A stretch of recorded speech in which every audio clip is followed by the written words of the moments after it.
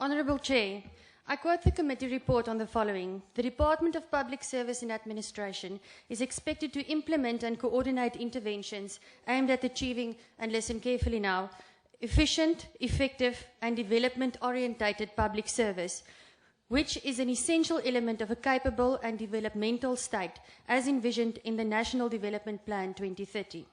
And furthermore, the Constitution of the Republic of South Africa envisages a public service that is professional, accountable and development-orientated.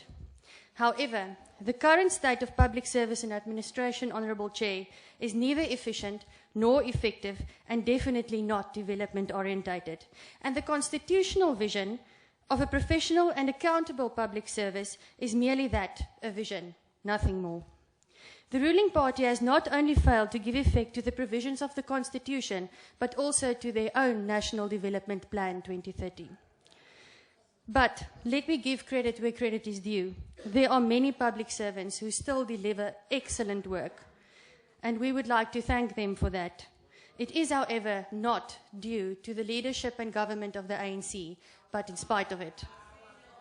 Voorzitter, gister het ons gedebatteer oor die Departement van Arbeid se begroting en dit was gemeensaak dat werkloosheid in Suid-Afrika 'n reuse probleem is. Die departement se mandaat is uitgebrei om werkskepping in te sluit, maar die regering verstaan nie werkskepping deur middel van ekonomiese groei nie. Dit is makliker vir die regering om bloot meer mense in die staatsdiens aan te stel. Vir die ANC-regering is staatsdepartemente werkskepingsinisiatiewe en plekke waar hulle kaders, waarvoor daar nie plek in rade, wetgewers en die parlement is nie, kan aanstel. Daar is talle voormalige ANC-LP's wat nie na 8 Mei teruggekeer het parlement toe nie, en nou, vinniger as wat hulle Acacia Park kan ontruim, in hoë poste in staatsdepartemente aangestel is. Therefore, I foresee great difficulty with the initiative to trim the public sector wage bill. Tans is die openbare sektor se salarisrekening 'n reuse probleem en 'n reuse las op die fiskus, met nagenoeg R8, agbare Schreiber, van elke R10 wat deur die regering bestee word. Voorzitter, punt van orde.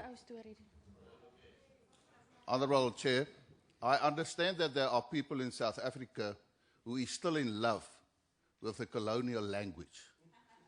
And they are very fond of English. It's a constitutional right.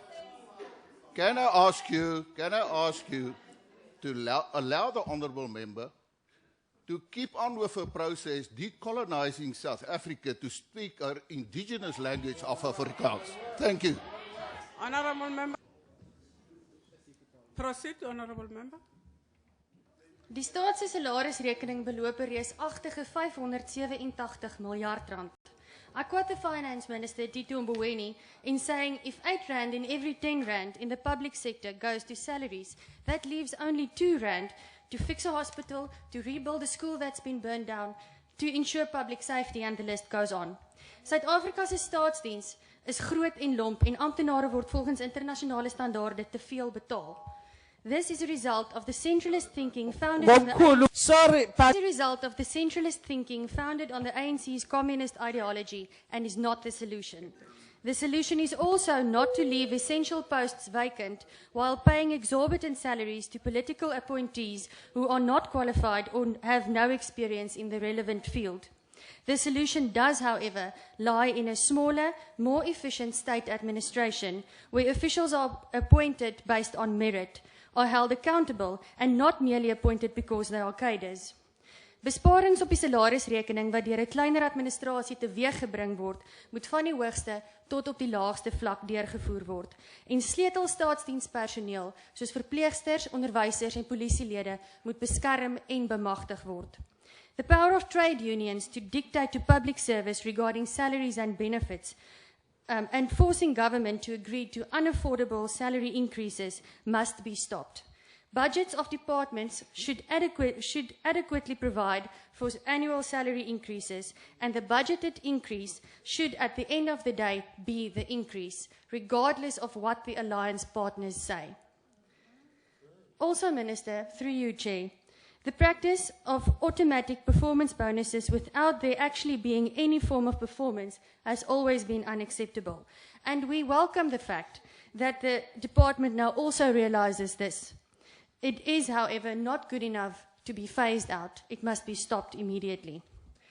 Die staat moet nie 'n primêre werksverskaffer wees nie, maar moet eerder werkskepping stimuleer en bevorder deur eerstens af te sien van verkeerde prioriteite en skeefgetrekte beleidsrigtings en tweedens die privaat sektor in staat te stel en bemagtig om werk te voorsien.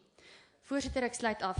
Die VF+ wens die agbare minister sterkte toe met die reuse taak wat op sy skouers rus, especially with regards to instilling an ethical ethos and achieving a clean public service and administration by preventing, detecting and combating corruption. This will not be easy, as the continued investigation being conducted by